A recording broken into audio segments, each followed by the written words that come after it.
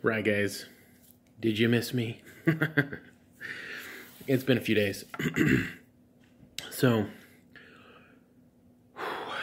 where to start? I took a few days off. It was kind of a busy weekend with my son's 12th birthday party, and then don't know how many of you guys are familiar with General Conference, but that was this weekend, and Monday was Columbus Day, which I know wasn't like a huge holiday or anything like that, but this year I had my kids, and normally on the years when I have my kids for Columbus Day, I keep them out of school, and yeah, we all of us, we all go do something, go play, and we went to Trafalgar and had a good fun time. So, not only did I take a few days off the vlog, so we got Saturday, Sunday, Monday, and then today, Tuesday. But I also took a few days off of keto, and it was great, deliciously tasting great, that kind of great. But I'm going to be 100% honest with you guys. I feel it. I really do. So it kind of gets me into the topic I want to talk about today is the feelings that I have when I am not eating ketogenically. And it was kind of a blow. You know, in being 100% honest, you guys, with how everything went when I was doing the Bingham diet, and then the weigh-in and everything like that, and gaining some weight, and then all that kind of stuff. It was boy, I don't know how to say it. It was kind of a slap to the face, very discouraging. And you know, of course, life is all about the discouragement and stuff like that. But it's what you do with it, and how you get out of it that defines you. And for a few days, I was defined as someone who let the discouragement take over.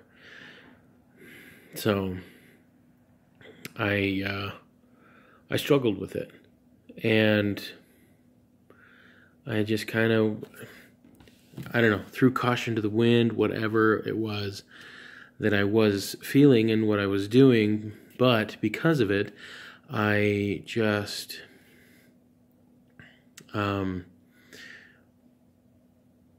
ate whatever. And like I said, there were some things that just were so yummy. I loved it. It was great. But then how it feels afterwards, and the mindset that I'm needing to get myself out of is the one where I'm being super hard on myself and feeling so guilty, because that's the whole point of a ketogenic lifestyle, is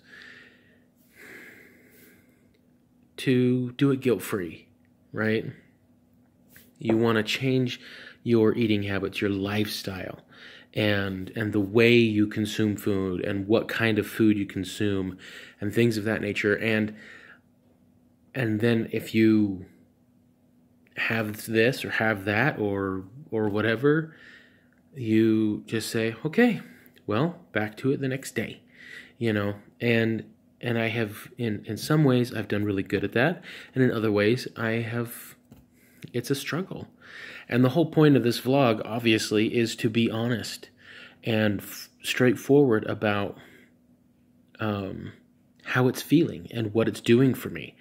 And that way I get it out there, hopefully get it off my chest, and verbalize it to the point where I can be like, okay, all right, I feel better about things, and I'm going to move forward, because I want to. I want to move forward. I want to keep doing this because I know it feels good. Because when I'm doing it, you guys, and when things are in line and I'm in ketosis and things are going really smooth, I feel fantastic. I really do. And when I was doing the Bingham diet, I wasn't getting enough. And the blood pressure was a factor. And I am going to my doctor's tomorrow to have a conversation with him about that. So we're gonna figure out some things and get a game plan in store for that. I'm gonna be monitoring my blood pressure a lot more, and we'll see kind of what happens. So, but you think you have it figured out, and you're going along, and then you realize, holy crap, I'm pushing against the wind right now, and it's not working. And that was me.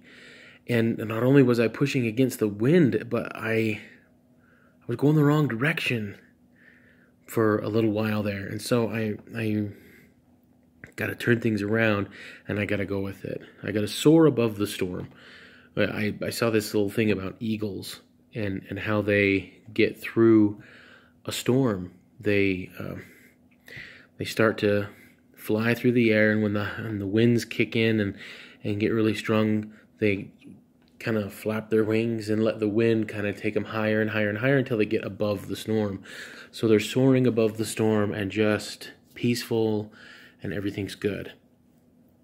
And it's kind of a reality check for me to realize that, you know what, I've been in a storm with this, how I felt about the discouragement, and I need to get above that. I need to soar above it, and not let myself be so discouraged, and just view it as I've learned a lesson, and I can move on, and let's go. Let's keep going, because I have goals, and I want to meet those goals. I really, really do.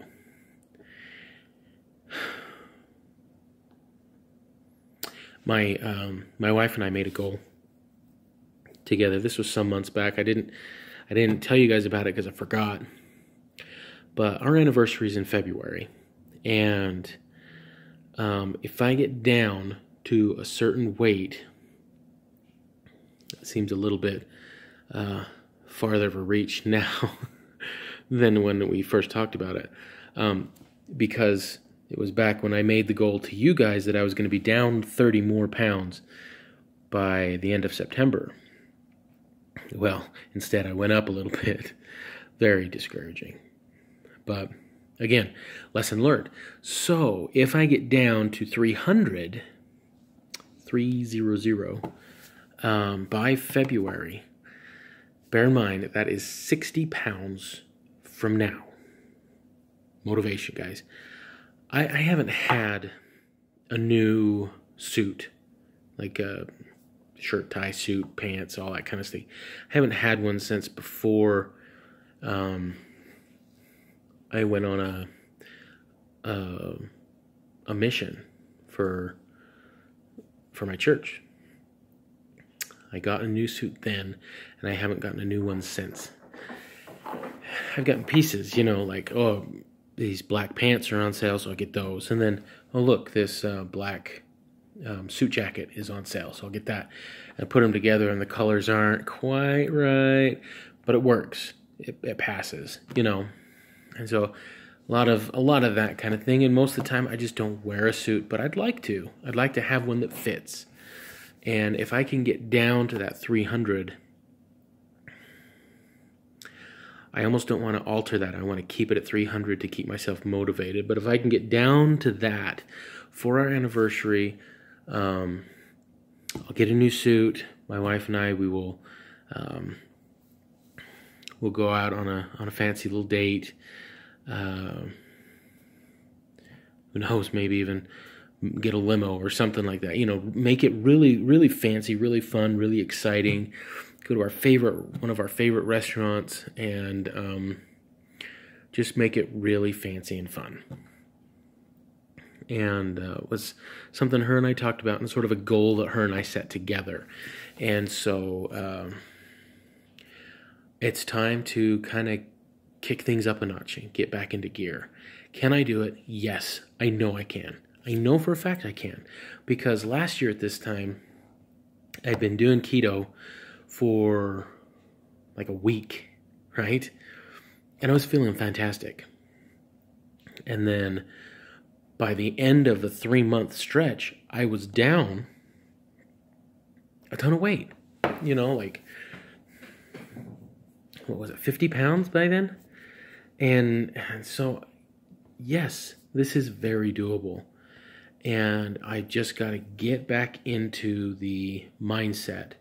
And I'm really working on that, guys, and I need your help with that. Get back in the mindset of, you got this.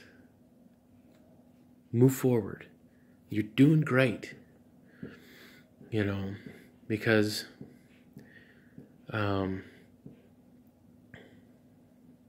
life's too hard. It is way too hard to be hard on yourself. Because there's plenty of other people that'll be hard on you for you.